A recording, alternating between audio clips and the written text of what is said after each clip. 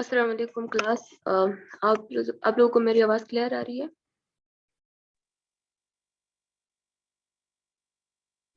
Yes ma'am. Okay जी। आज हम start करेंगे rhythmical excitation of the heart and cardiac pacemaker के बारे में हम पढ़ेंगे। Okay conductance system of the heart, हमारे हार्ट में जो है कुछ स्पेशलाइज्ड सेल्स होते हैं, वो होते हैं हमारे कार्डियक मसल्स ही है, लेकिन वो थोड़े से स्पेशलाइज्ड होते हैं, बाकी जो एट्रियम या वेंट्रिकल के मसल्स होते हैं उनसे थोड़े से डिफरेंट होते हैं। ठीक है? Heart has specialized system for arrhythmical excitation of the heart muscles and conduction of impulses through the heart. अच्छा, अब ये जो स्पेशलाइज्ड सेल्स है ये क्या करते हैं कि ये हार्ट की एक्साइटेशन भी कर सकते हैं, मतलब कि एक्शन पोटेंशियल खुद ब खुद प्रोड्यूस भी कर सकते हैं, और फिर इनमें वो एक्शन पोटेंशियल जो है वो इनमें कंडक्ट भी हो सकता है, मतलब कि अगर एट्रियम में प्रोड्यूस हो रहा है तो वो वेंट्रिकल में जा सकता है। ठीक है? इन्हीं स्पेशलाइज्ड सेल्स के थ्रू। ठीक, अगर इसमें जो है ischemia of the heart causes damage to this system, अगर हार्ट का इस्कीमिया हो जाता है तो फिर ये सिस्टम भी डिस्टर्ब हो जाता है, फिर ना तो ये रिदमिकल एक्साइटेशन कर पाते हैं, ना जो है ये कंडक्शन कर पाते हैं। अच्छा, इस कंडक्शन सिस्टम या इस एक्साइटेटरी सिस्टम, इसकी एक एनाटमी होती है, फंक्शनल एनाटमी इसकी। एनाटमी में इसके सबसे पहले जो है एस ए नोड है। एस ए नोड क्या करता है कि वो जो है हमारे इम्पल्सेस को जनरेट करता है। ठीक है? मतलब कि वो एक्शन पोटेंशियल को खुद ब खुद जनरेट करता है। ठीक, एस ए नोड के बाद ये इम्पल्सेस जो है ये हमारे इंटरनोडल पाथवे के थ्रू जाती है, कहाँ तक? हमारे एवी नोड तक। सही है? तो सबसे पहले जनरेट किसने की इम्पल्सेस? एस ए नोड ने। फिर वो इम्पल्सेस एवी नोड तक किसके थ्रू जाती है? इंटरनोडल पाथवे के थ्रू। ठीक है? अब एवी नोड क्या करता है कि वो उन इम्पल्सेस को थोड़ा सा डिले करवाता है। सही है? उस डिले के बाद जो है एवी नोड से इम्पल्सेस जाती है एवी बंडल में। एवी बंडल को हम कहते हैं बंडल ऑफ हिस भी कह सकते हैं इसको। सही है? फिर उसके बाद जो है इम्पल्सेस जाती है परकेंजी फाइबर्स में। ठीक है? और परकेंजी फाइबर्स पर क्या करते हैं कि इन इम्पल्सेस को पूरे वेंट्रिकल में स्प्रेड कर देते हैं। सही है? अच्छा जी, यहाँ पे आप देखिए। अच्छा, ये जो है एस एन नोड है, जहां से इम्पल्सेस की जनरेशन हो जाती है। ठीक है? फिर ये इम्पल्सेस इंटरनोडल पाथवे के थ्रू, डिफरेंट पाथवेज है इसके, इस इंटरनोडल पाथवे के थ्रू कहाँ पे जाते हैं? हमारे एवी नोड में। ये जो है ये एवी नोड हो गया। ठीक है? अब एवी नोड में क्या होता है कि यहाँ पे इम्पल्सेस थोड़े से डिले हो जाते हैं, फिर इसके बाद ये इम्पल्सेस जाती है बंडल ऑफ हिस में, या इसको एवी बंडल भी कहते हैं। सही है? ये बंडल ऑफ हिस फिर डिवाइड हो जाता है left and right bundle branch में। सही है? ये बंडल ब्रांच, इसमें फिर इम्पल्सेस आती है, और फिर इम्पल्सेस कहाँ जाती है? परकेंजी फाइबर्स में। ये जो छोटे छोटे से आपको टर्मिनेशन नजर आ रही है ना, ये सारे परकेंजी फाइबर्स हैं। सही है? और परकेंजी फाइबर्स क्या करती है कि जो इम्पल्सेस इसमें आ रही है उसको पूरे वेंट्रिकल की जो मसल्स होते हैं ना उसमें स्प्रेड कर देते हैं। जो वेंट्रिकुलर मायोकार्डियम होता है उसमें ये इम्पल्सेस स्प्रेड हो जाती है। सही है? अच्छा जी। सबसे पहले जो है एस ए नोड है। एस ए नोड क्या चीज है?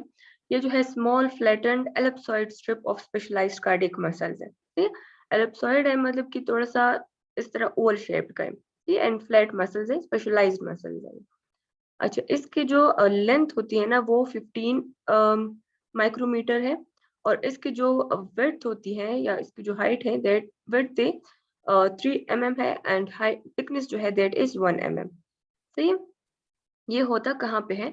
जहाँ पे हमारा सुपीरियर वेना केवा जो है वो हमारे राइट एट्रियम में ओपन होता है। ठीक, लाइक अगर आप इसको कंसिडर कर ले कि ये हमारा राइट एट्रियम है ना, यहाँ पे सुपीरियर वेना केवा इसमें ओपन होता है। ठीक है?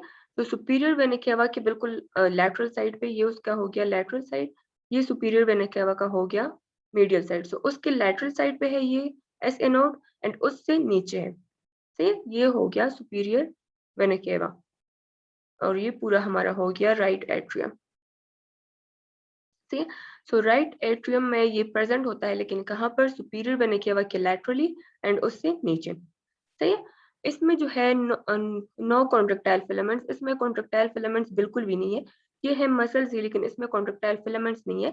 ये सिर्फ जो है एक्शन पोटेंशियल को जनरेट कर सकते हैं। ठीक है? ये कॉन्ट्रैक्शन नहीं कर सकते, जिस तरह हमारा एट्रियम कॉन्ट्रैक्ट होता है या जिस तरह हमारा वेंट्रिकल कॉन्ट्रैक्ट होता है, उसी तरह ये कॉन्ट्रैक्शन नहीं कर पाते। ठीक है? और इसमें जो मसल फिलामेंट्स होते हैं ना, उसकी डायमीटर काफी कम होती है, दैट इज 3 to 5 माइक्रोमीटर। सही है। And connect with arterial muscle fibres. ये जो एस एनोड है ना, ये हमारे एट्रियम है, सो इस वजह से ये एट्रियम के सारे मसल फाइबर के साथ ये कनेक्टेड होता है थ्रू गैप जंक्शंस। ठीक है। इसके सेल्स जो है वो एट्रियम के सेल्स के साथ थ्रू गैप जंक्शन जो है वो कनेक्टेड होते हैं। तो इस वजह से एस एनोड जैसे ही एक्शन पोटेंशियल जनरेट करता है, वो एक्शन पोटेंशियल हमारे पूरे एट्रियम में स्प्रेड हो जाता है। सही है, क्योंकि ये उसके साथ कनेक्टेड होता है।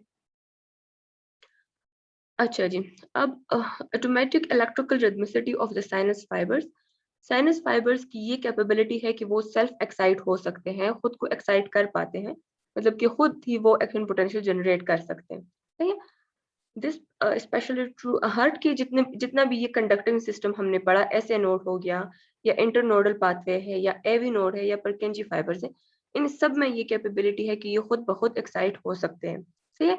लेकिन सबसे ज्यादा ये कैपेबिलिटी जो है वो हमारे एस नोड में है, और इसी वजह से जो है हम एस नोड को हार्ट का पेसमेकर भी कहते हैं। अच्छा जी, mechanism of S A rhythmicity. अब एस ए नोड खुद ब खुद एक्साइट कैसे होता है, वो आप लोग वीडियो पे आ जाए, वीडियो से आप लोग को समझ आ जाए।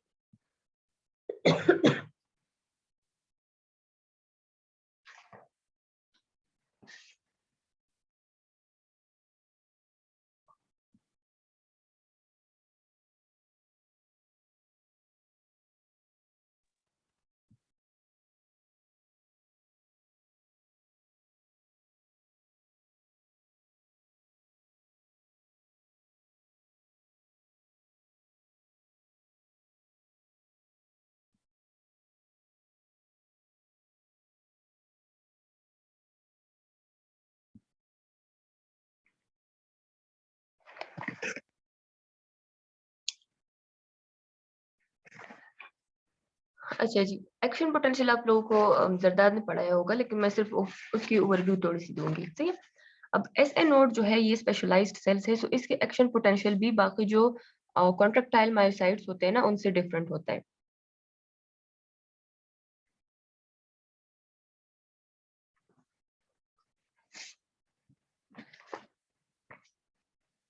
अच्छा जी, एस ए नोड में क्या होता है कि इसका जो रेस्टिंग मेम्ब्रेन पोटेंशियल है ना, दैट इज -60। -60 पे जो है इसका रेस्टिंग मेम्ब्रेन पोटेंशियल होता है। सही है। अब -60 पे क्या होता है कि इसमें कुछ फनी चैनल्स होते हैं। ये फनी चैनल्स जो है ये बाकी मसल्स में नहीं होते। ठीक है। -60 पे जो फनी चैनल्स है वो क्या करते हैं कि वो ओपन हो जाते हैं और वो सोडियम एंड पोटेशियम की इन्फ्लक्स स्टार्ट कर देते हैं। ठीक है। लेकिन सोडियम की बहुत ज्यादा करते हैं, पोटेशियम जो है वो थोड़ा बहुत उसकी इन्फ्लक्स होती है। ठीक है। सो मेनली जो है वो सोडियम है। अब सोडियम की इनसाइड इन्फ्लक्स ज्यादा हो गई, इसका मतलब है कि रेस्टिंग मेम्ब्रेन पोटेंशियल जो है वो पॉजिटिविटी की तरफ जाएगा, क्योंकि सोडियम जो है वो पॉजिटिव है, इस वजह से रेस्टिंग मेम्ब्रेन पोटेंशियल पॉजिटिव की तरफ जाएगा। सही है। अच्छा जी, सो रेस्टिंग मेम्ब्रेन पोटेंशियल जो है जैसे -50 तक पहुंच जाता है, सो यहाँ पे एक और चैनल्स ओपन हो जाते हैं जिसको हम कहते हैं ट्रांजिएंट कैल्शियम चैनल।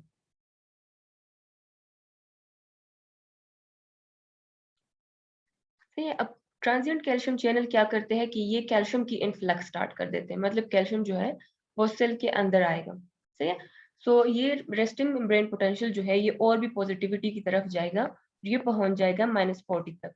अब -40 जो है वो इसका थ्रेशोल्ड है। ठीक है। -40 पे जैसे ही ये पहुंच जाएगा, सो उसमें जो है और चैनल ओपन हो जाते हैं जिसको हम कहते हैं लॉन्ग लास्टिंग कैल्शियम चैनल। अब इस कैल्शियम चैनल की वजह से क्या होता है कि डीपोलराइजेशन स्टार्ट हो जाती है। सही है। अब डीपोलराइजेशन हो गई, उसके बाद क्या होता है कि अब रीपोलराइजेशन के लिए हमारे पोटेशियम चैनल्स ओपन हो जाते हैं। पोटेशियम चैनल क्या करते हैं कि ये पोटेशियम की आउटफ्लक्स करवाते हैं। सही है। मतलब कि अब जो है पॉजिटिव आयन सेल से बाहर जा रहे हैं, सो सेल की जो पोटेंशियल मेम्ब्रेन होती है, सॉरी जो हाँ जी, जो पोटेंशियल है, सो वो वापस जो है वो नेगेटिविटी की तरफ आ जाएगा। ठीक है। सो डीपोलराइजेशन हो गई। अब अब फिर क्या होगा कि पोटेशियम जो है ये जितना ज्यादा आउटवर्ड जाएगा ना, तो फिर जो है पोटेशियम की लीकी चैनल्स ओपन हो जाते हैं। सही है। लीकी चैनल्स क्या करते हैं कि ये हाइपर पोलराइजेशन करवा देते हैं।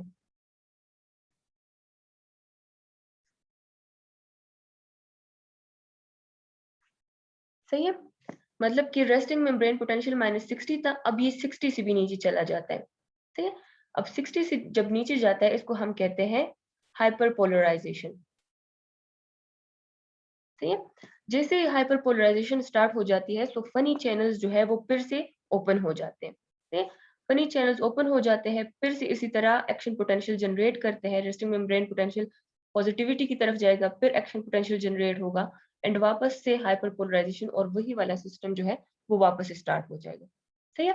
सो अब एस ए नोड का जो रेस्टिंग मेम्ब्रेन पोटेंशियल है दैट इज -60, ये जो है अनस्टेबल होता है। अनस्टेबल क्यों होता है? क्योंकि इसमें फनी चैनल्स है। जैसे ही हाइपरपोलराइजेशन होती है, फनी चैनल्स ओपन होते हैं, एक्शन पोटेंशियल स्टार्ट हो जाता है, फिर से एक्शन पोटेंशियल स्टार्ट होता है और ये जो है ये सिस्टम कंटिन्यूस रहता है, ये कभी स्टॉप नहीं होता। सही है। तो इस वजह से एनएच जो है उसमें सॉरी जो एस ए नोड होता है उसमें सेल्फ एक्साइटेशन प्रॉपर्टी होती है, खुद ब खुद ही उसमें एक्शन पोटेंशियल जनरेट होता है। सही है। समझ आ गई आप लोगों को? मैम इसको जरा एक दफा रिपीट कर दें थोड़ा। अच्छा जी। अच्छा, नॉर्मली एक्शन पोटेंशियल में क्या होता है कि पहले जो है रेस्टिंग मेम्ब्रेन पोटेंशियल होती है। रेस्टिंग मेम्ब्रेन पोटेंशियल जब मेम्ब्रेन डीपोलराइज होता है, सही है, तो अब जब पोटेंशियल डिफरेंस आता है तो मेम्ब्रेन डीपोलराइज होता है, ये एक्शन पोटेंशियल जनरेट होता है, फिर वापस से रीपोलराइजेशन होती है एंड कुछ सेल्स में हाइपर पोलराइजेशन हो जाती है। सही है।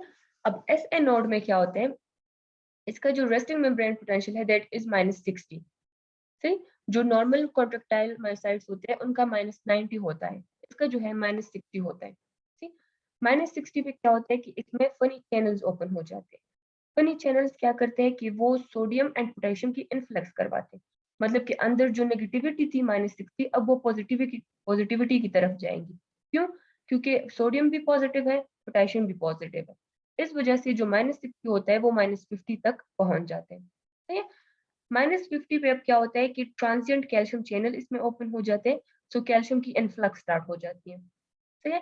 अब -50 से ये और भी पॉजिटिविटी की तरफ जाएगा, सो -40 तक पहुंच जाते हैं।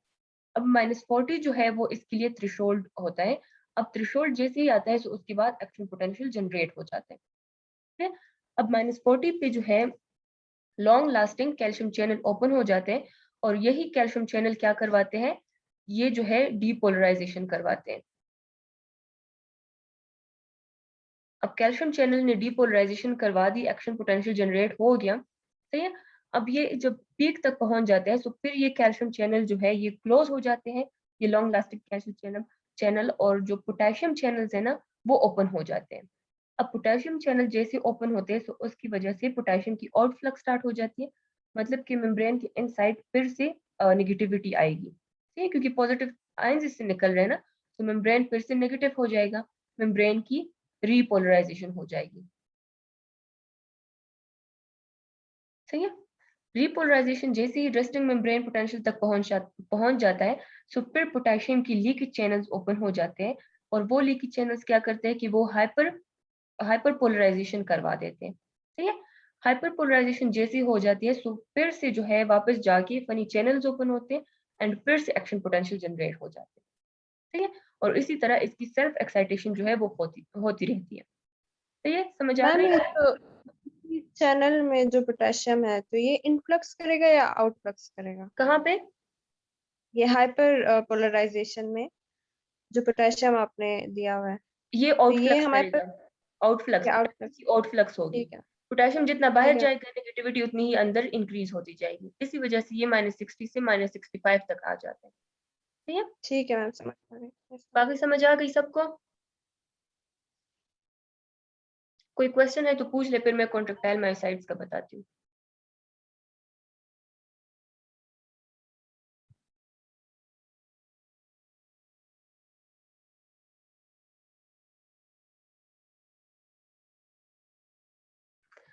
अच्छा जी। अब जो है ये तो हमने पढ़ा कि एस ए नोड में किस तरह एक्शन पोटेंशियल जनरेट होता है, किस तरह वो प्रोपिगेट करता है। ठीक।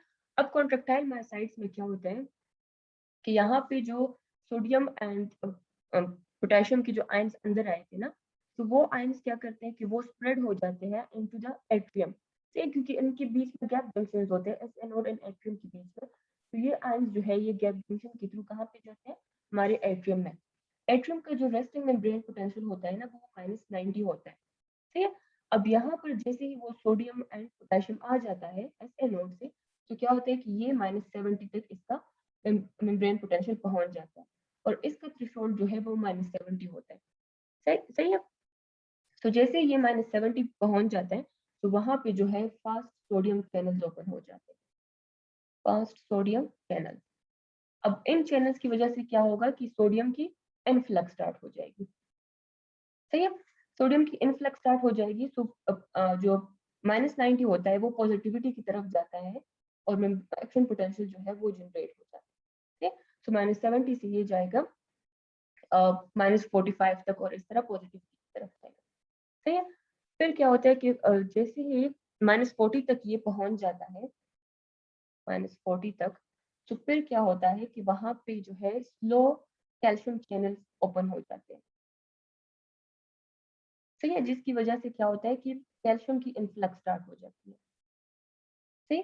सो मेम्ब्रेन पोटेंशियल जो है वो और भी पॉजिटिविटी की तरफ जाएगा, सही है। जैसे ये पीक पे पहुंच जाता है ना, तो वहां पे फिर जो सोडियम चैनल्स होते हैं, जो फास्ट सोडियम चैनल्स है, वो क्लोज हो जाते हैं, और क्या होता है कि वहां पे जो है सोडियम सॉरी पोटेशियम के जो चैनल्स होते हैं वो ओपन हो जाते हैं, ठीक है। जैसे पीक पर पहुंच गए, तो सोडियम चैनल क्लोज हो जाएंगे एंड पोटेशियम चैनल ओपन हो जाएंगे। इसकी वजह से क्या होगा कि पोटेशियम की इनफ्लक्स स्टार्ट हो जाएगी, सही है। अभी कैल्शियम चैनल्स भी ओपन है, ठीक है, पोटेशियम चैनल्स ओपन हो गए।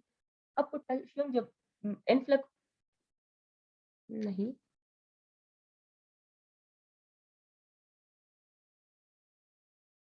अच्छा जी, पोटेशियम जो है वो हमेशा आउटफ्लक्स होता है, ये मैंने थोड़ा सा उल्टा बता दिया। पोटेशियम जो है इसकी आउटफ्लक्स होती है, सही है। सो उसकी वजह से क्या होगा, अब पॉजिटिव आयन वापस से बाहर जा रहे हैं, तो मेम्ब्रेन पोटेंशियल जो है वो फिर से थोड़ा सा ड्रॉप हो जाएगा, सही है।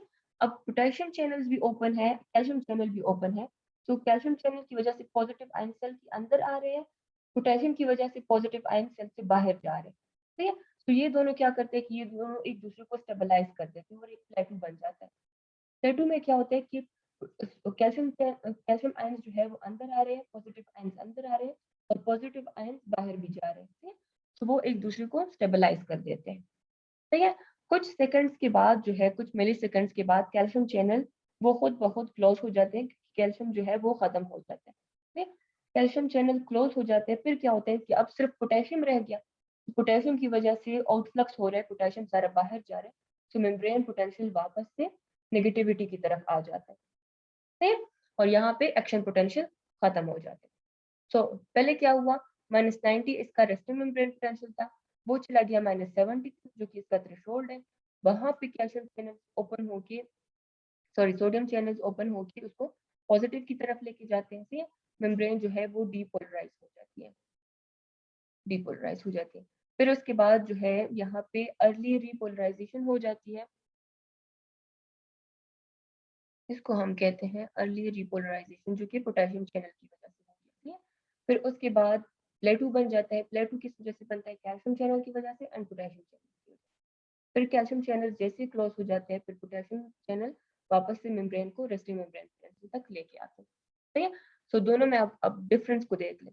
ये खुद ब खुद जनरेट हो गया जो एस नोड वाला था, जो कॉन्ट्रेक्टाइल मायोसाइट्स वाला था या एट्रियम वाला था, वो किसने जनरेट किया, यहाँ की जो ऐसे नोड था उसने जनरेट किया, सही है।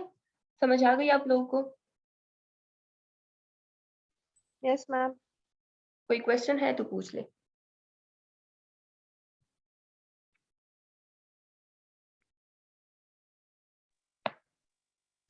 अच्छा जी, अब हम जाते हैं वापस से अपने लेक्चर की तरफ।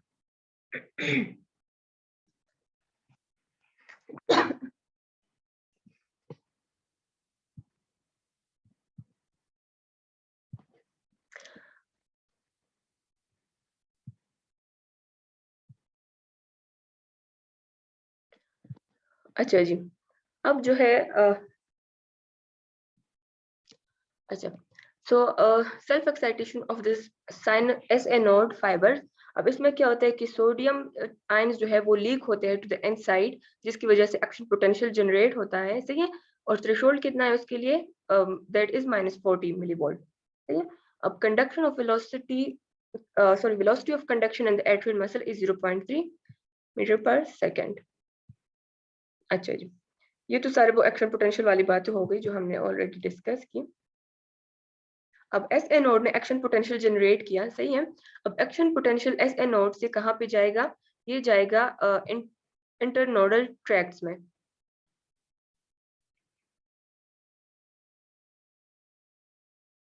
अच्छा जी, अब इंटरनोडल ट्रैक्ट्स जो है ये 4 टाइप्स के होते हैं। एक इसमें है interior internodal, second one is posterior internodal, third is a middle internodal, fourth is Bachmann's bundle, सही है। सो 4 बंडल्स है या 4 ट्रैक्ट्स है इसमें। इंटीरियर इंटरनोडल जो है वो हमारे एट्रियम के इंटीरियर साइड पे होता है। पोस्टीरियर इंटरनोडल जो है ये एट्रियम के पोस्टीरियर साइड में होता है। जो मिडिल इंटरनोडल ट्रैक्ट है ये एट्रियम के राइट, जो लैटरल साइड होता है वहां पे होता है। और बैकमन्स बंडल जो है इसको हम इंटर एट्रियल ट्रैक्ट भी कहते हैं। ये ट्रैक्ट क्या करता है कि ये एस एन नोड से जनरेट होके ये लेफ्ट एट्रियम तक जाता है, सही है। और इनमें जो कंडक्टिविटी होती है ना, that is almost same as Purkinje fibres. Purkinje fibres में ज्यादा रैपिड होती है, इनमें थोड़ी सी स्लो होती है, सही। अब पिछले डायग्राम पे जाते हैं, मैं आप लोगों को समझा। अच्छा जी, यहाँ पे आप देखिए these are the internodal tracts. ये देखिए, ये एक इंटरनोडल ट्रैक्ट है, ये दूसरा इंटरनोडल ट्रैक्ट है, ये जो है थर्ड वन इंटरनोडल ट्रैक्ट है, फोर्थ वन जो है वो इसमें शो नहीं हो रहा। से फोर्थ वन क्या करता है कि वो एस एनोड से जनरेट होके कहाँ पे जाता है, हमारे लेफ्ट एट्रियम तक जाता है ताकि उसको भी एक्साइट कर सके, सही। और उस बंडल को हम कहते हैं बैकमन्स बंडल या इंटर एट्रियल बंडल। मतलब इंटर एट्रियल मतलब कि दो एट्रियम के बीच में, सही है। ये सारे ट्रैक्ट्स जो है ये हमारे एस एन नोड से जनरेट होती है एंड टर्मिनेट ये कहाँ पे होती है, हमारे एवी नोड में, सही है। अच्छा अच्छा, ये वही है जो है इंटरनोडल पाथवे है। ये एक फाइबर है ट्रैक्ट हो गया, दूसरा एंड ये थर्ड वन, ये सारी जो है टर्मिनेट होती है हमारे एवी नोड पे।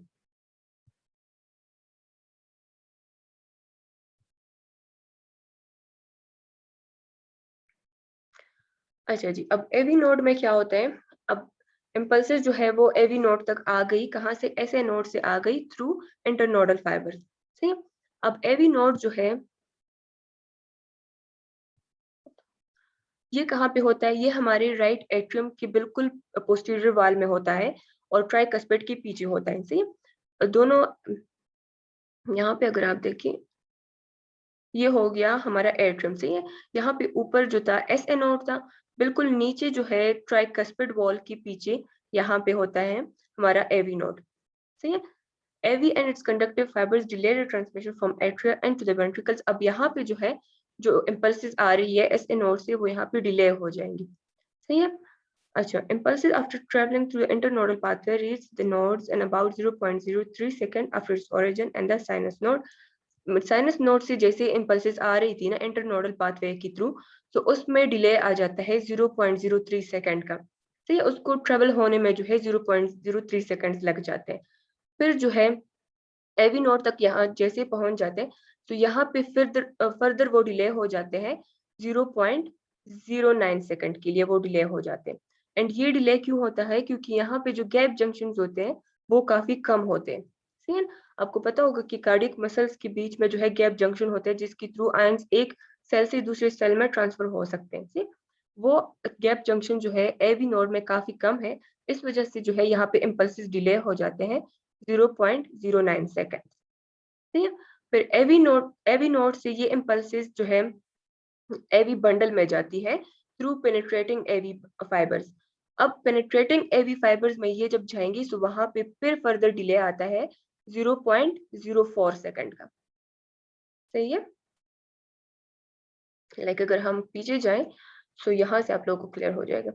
इम्पल्सिस यहाँ पे जनरेट हो गई एस ए नोड में, एस ए नोड से इम्पल्सिस जब आती है एवी नोड तक तो उसको ट्रेवल होने में 0.03 सेकंड्स का टाइम लग जाता है, ठीक है।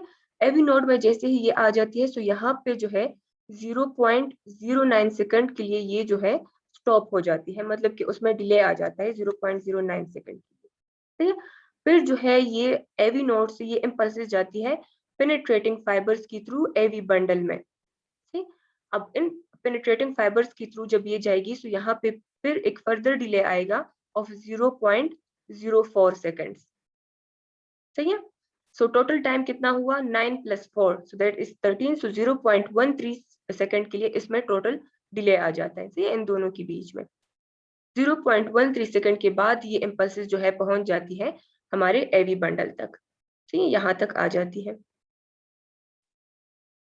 अच्छा जी, अब जो है the total delay in the AV node is about 0.13 second. So AV node में टोटल डिले कितना आ गया 0.13 सेकंड, मतलब कि 0.09 प्लस 0.04, सो टोटल हो गया 0.13 सेकंड।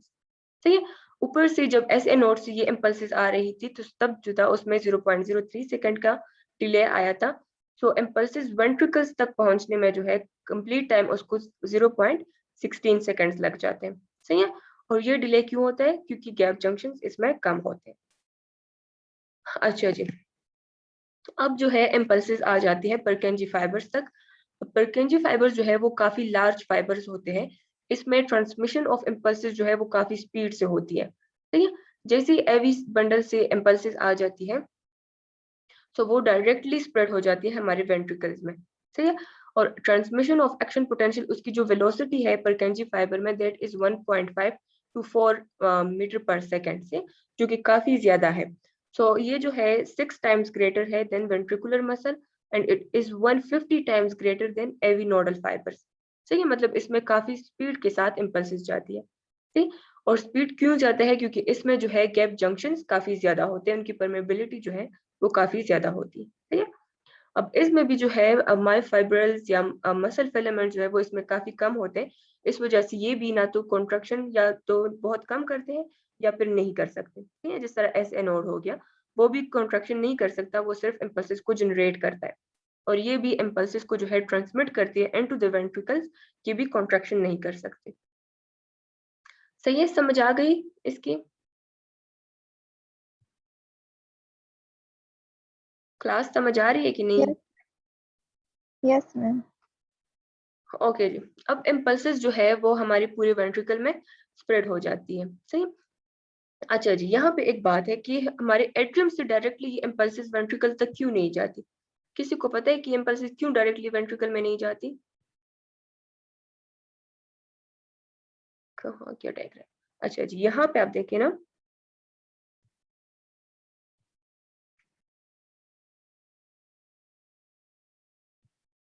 यहाँ पे हमने बात की कि एस एनोड जनरेट करता है इम्पल्सेस को, वो इम्पल्सेस डायरेक्टली हमारे एट्रियम में स्प्रेड हो जाती है। सही है, तो ये इम्पल्सेस डायरेक्टली एट्रियम से वेंट्रिकल्स में क्यों नहीं आती? क्यों नहीं आती, क्योंकि यहाँ पे जो है एक सेप्टम होता है जिसको हम कहते हैं एट्रियोवेंट्रिकुलर सेप्टम। अब इसको एट्रियोवेंट्रिकुलर सेप्टम भी कहते हैं या एवी रिंग भी हम इसको कहते हैं। ये रिंग जो है ये फाइब्रस टिश्यू से बना होता है। सही है, एंड फाइब्रस टिश्यू जो है, फाइबर्स ऐसे टिश्यू होते हैं जो ना तो एक्साइट हो सकते हैं ना ही कॉन्ट्रैक्ट हो सकते हैं। सही है, तो इस वजह से अगर एवी नोड में सॉरी अगर एट्रियम में इम्पल्सेस जनरेट हो भी गई तो वो एट्रियम में नहीं आ सकती, क्योंकि बीच में फाइब्रस लेयर है और इन्हीं फाइबर्स की वजह से जो है इम्पल्सेस यहाँ पे नहीं आ सकती और वो एक कंडक्टिंग सिस्टम के थ्रू पे आती है वो इम्पल्सेस। सही है, अच्छा जी,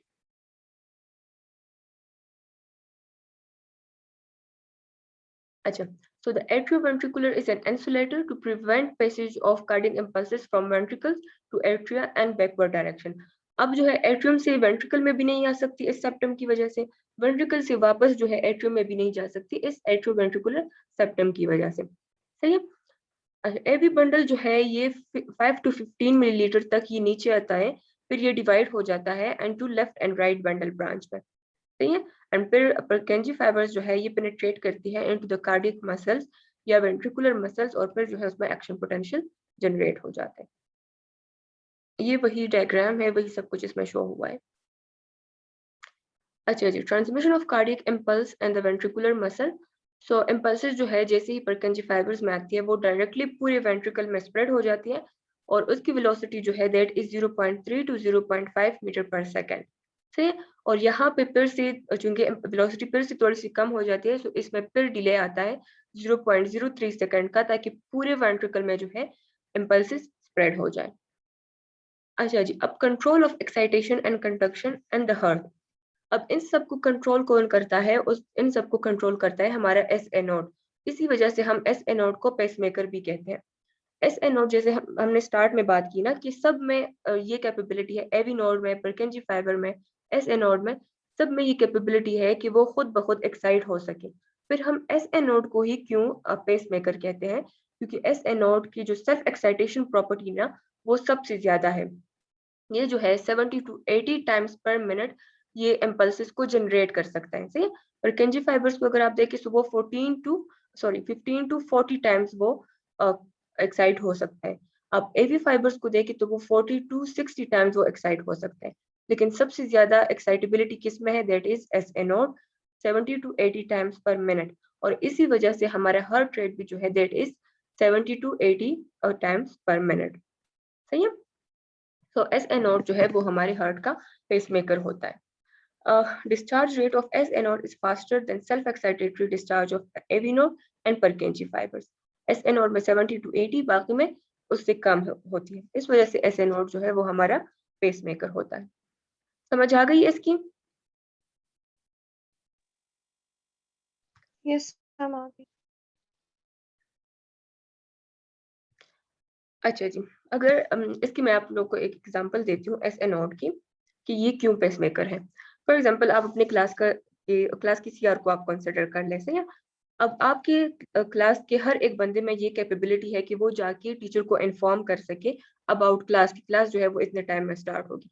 अब हर एक बंदे में ये कैपेबिलिटी है, लेकिन सीआर जो है वो हमेशा ये काम करते हैं क्योंकि सीआर जो है वो सबसे फास्ट होता है। ठीक है। तो तब ही सीआर को जो है आप एस ए नोट कंसिडर कर लें। बाकी जो क्लास के मेंबर्स है वो परकेंजी फाइबर्स हो गए, वो आपके एवी फाइबर्स हो गए। से कैपेबिलिटी सब में है, लेकिन सीआर में सबसे ज्यादा होती है, सीआर जो है वो सबसे फास्ट होता है। ठीक। अब अगर किसी दिन ऐसा हो गया कि सीआर एब्सेंट हो गया या सीआर जो है वो डिले हो गया टीचर को इन्फॉर्म करने में, तो फिर क्या होता है? फिर जो है आपकी क्लास का कोई और बंदा जाके टीचर को इन्फॉर्म करते हैं। तो या तो वो परकेंजी फाइबर्स हो सकते हैं या फिर जो है वो एवी फाइबर्स हो सकते हैं। फिर वो काम स्टार्ट कर लेते हैं। सही। फिर जो एक्साइटेटरी इम्पल्सेस होती है या एक्शन पोटेंशियल की जो जनरेशन होती है, वो कोई और बंदा स्टार्ट कर लेते हैं। ठीक है। अच्छा जी, अब एक्टोपिक पेसमेकर क्या होता है? एक्टोपिक पेसमेकर आपकी क्लास के बाकी क्लासमेट्स आपके हो गए। सी। अगर किसी वजह से जो है एस ए नोड वो इम्पल्सिस जनरेट करना बंद कर दे, तो फिर कोई और जो है परकेंजी फाइबर्स या एवी बंडल जो है वो इम्पल्सिस की जनरेशन स्टार्ट कर देते हैं। सी। और फिर उसको हम कहते हैं एक्टोपिक पेसमेकर। वो फिर नॉर्मल पेसमेकर नहीं होता। सही है। अच्छा, it's cause could be blockage of, किसी वजह से अगर एस ए नोड ने इम्पल्सिस जनरेट करना बंद कर दी या एस ए नोड से इम्पल्सिस जो है वो एवी नोड तक नहीं आ रही, तो फिर क्या होगा कि एवी नोड या फिर जो बंडल्स होते हैं, बंडल फाइबर होते हैं या परकेंजी फाइबर्स हो गए, वो नया पेसमेकर बना देती हैं। सही। और इस नए पेसमेकर को हम कहते हैं एक्टोपिक पेसमेकर। ठीक है। सो सीआर आप लोगों का हो गया एस ए नोड जो कि आपका नॉर्मल पेसमेकर है। बाकी क्लास के जो बंदे हैं वो आपके हो गए एक्टोपिक पेसमेकर। सही है। अच्छा जी, when AV node blocks Purkinje fibers are the new pace। अगर AV node ब्लॉक हो गया, इम्पल्स जो है वो वेंट्रिकल्स तक नहीं आती, तो फिर Purkinje fibers क्या करते हैं कि वो जो है वो पेसमेकर बन जाते हैं, एक्टोपिक पेसमेकर बन जाते हैं। सही। सो Purkinje fibers चूंकि वो ऑलरेडी जो है वो सप्रेस्ड होते हैं, क्योंकि एस ए नोड हमेशा इनको स्टिमुलेट करता है। सही है।